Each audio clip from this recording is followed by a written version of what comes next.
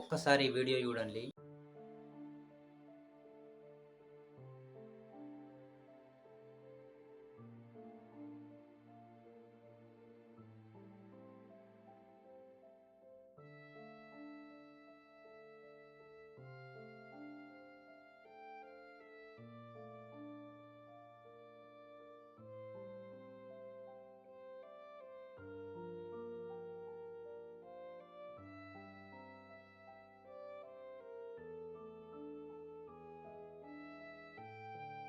అతని పేరు రమేష్, ఆమె పేరు అనుష.